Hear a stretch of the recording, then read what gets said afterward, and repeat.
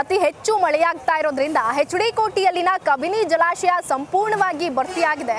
ಇದರ ಪರಿಣಾಮವಾಗಿ ಕಪಿಲಾ ನದಿಗೆ ನೀರನ್ನ ಅತಿ ಹೆಚ್ಚಾಗಿ ಹೊರಬಿಡಲಾಗ್ತಾ ಇದೆ. ಆ ಒಂದು ಹಿನ್ನೆಲೆಯಲ್ಲಿ ನದಿ ಪಾತ್ರದ ಗ್ರಾಮಗಳು ಸಂಪೂರ್ಣವಾಗಿ ಜಲಾವೃತವಾಗಿದೆ. ನಾನು ಸದ್ಯಕ್ಕೆ ಈಗ ನಂಜನಗೂಡಿನ ಕಪಿಲಾ ನದಿಯ ಬಳಿ ಇದ್ದೇನೆ. ಅಂದ್ರೆ ಸ್ನಾನಘಟ್ಟದ ಭಾಗ ಸಂಪೂರ್ಣವಾಗಿ ಮುಳುಗಡೆಯಾಗಿ ಆ ಒಂದು ಭಾಗದಿಂದ ಸುಮಾರು ಒಂದು 10 ರಿಂದ 15 ಅಡಿಗೂ ಹೆಚ್ಚಿನ ನೀರು ರಸ್ತೆಯತ್ತ ಬರ್ತಾ ಇದೆ. ಸದ್ಯಕ್ಕೆ ನಾವೀಗ ಕಪಿಲಾ ನದಿಯ ಸಂಪೂರ್ಣ ಚಿತ್ರಣ ಕಾಣುವಂತಹ ಪ್ರದೇಶದಲ್ಲಿ ಇದ್ದೀವಿ. ಸದ್ಯಕ್ಕೆ ಇದು ಏನು ತೀರ್ಥ ಸ್ನಾನಕ್ಕೆ ಭಕ್ತರು ಬರ್ತಾರೆ ಆ ಒಂದು ಪ್ರದೇಶ, ಅಂದ್ರೆ ಮುಡಿಕಟ್ಟೆ ಪ್ರದೇಶ ಅಂತ ಕರೀತಾರೆ ಇದನ್ನ.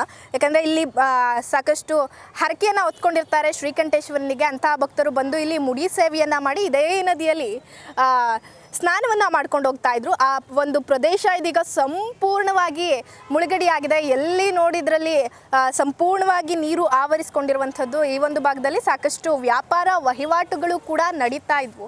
ಯಾಕಂದರೆ ಹೇಳಿ ಕೇಳಿ ಪ್ರವಾಸಿಗರು ಬರ್ತಾ ಇರ್ತಾರೆ. ಹಾಗಾಗಿ ಅವರಿಗೆ ಬೇಕಾದಂತಹ ಕೆಲವೊಂದು ಅಗತ್ಯ ವಸ್ತುಗಳನ್ನು ಇಲ್ಲಿ ಮಾರಾಟ ಮಾಡಲಾಗ್ತಾ ಇತ್ತು. ಇದೀಗ ಅಂತಹ ಅಂಗಡಿ ಮುಂಗಟ್ಟುಗಳು ಕೂಡ ಯಾವ ರೀತಿಯಾಗಿ ಜಲಾವೃತ ಆಗಿದೆ ಅನ್ನುವಂಥದ್ದನ್ನು ತಾವೀಗ ಗಮನಿಸ್ತಾ ಇರಬಹುದು.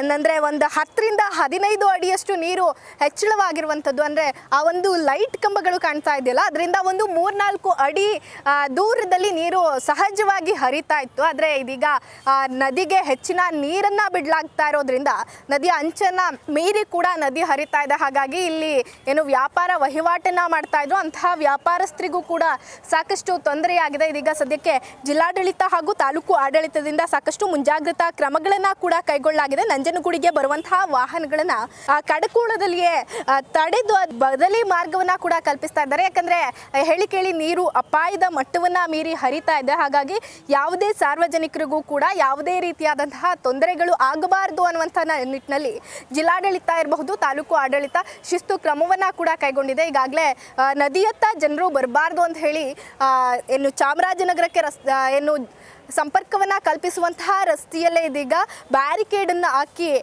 ಜಿಲ್ಲಾಡಳಿತ ಇರಬಹುದು, ತಾಲೂಕು ಆಡಳಿತ ಒಂದು ಶಿಸ್ತು ಕ್ರಮವನ್ನು ಕೈಗೊಂಡಿದೆ. ಯಾಕಂದರೆ ನೀರನ್ನು ನೋಡಲಿಕ್ಕೆ ಬರುವಂತಹ ಜನರು ಏನಾದರೂ ನದಿಯ ಒಳಗಡೆ ಇಳಿದು ಹುಚ್ಚಾಟವನ್ನು ಮಾಡಿದ್ರೆ ಆಗಬಹುದಾದಂತಹ ಅನಾಹುತವನ್ನು ತಪ್ಪಿಸುವ ನಿಟ್ಟಿನಲ್ಲಿ ಅವರು ಯಾರೂ ಕೂಡ ನದಿಯ ಒಳಗಡೆ ಇಳಿಬಾರ್ದು ಅಂತ ಹೇಳಿ ಈಗಾಗಲೇ ಈ ರೀತಿಯಾದಂತಹ ಶಿಸ್ತು ಕ್ರಮವನ್ನು ಕೈಗೊಂಡಿದ್ದಾರೆ. ಹಾಗಾಗಿ ಸಾಕಷ್ಟು ಮಂದಿ ಪ್ರವಾಸಿಗರು ರಸ್ತೆಯ ಬದಿಯಲ್ಲಿಯೇ ನಿಂತು ಕಪಿಲೆಯ ವೈಭವವನ್ನು ಜಲವೈಭವವನ್ನು ಕಣ್ತುಂಬಿಕೊಳ್ತಾ ಇದ್ದಾರೆ. ಇದು ದೇವಾಲಯದಿಂದ ಏನು ನದಿಗೆ ಸಂಪರ್ಕ ಕಲ್ಪಿಸಲಿಕ್ಕೆ ಅಂತ ಮಾಡಿದಂತಹ ರಸ್ತೆ.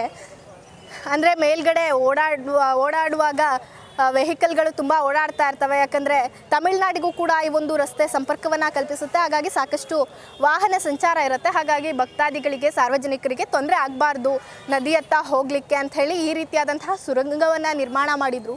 ಆ ಸುರಂಗ ಬಹುಪಾಲು ಇದೀಗ ಮುಚ್ಚಿ ಹೋಗಿದೆ ಅಂತ ಕೂಡ ಹೇಳ್ಬೋದು. ಇನ್ನು ಕೇವಲ 4 ರಿಂದ 5 ಅಡಿ ಮಾತ್ರ ಬಾಕಿ ಇದೆ.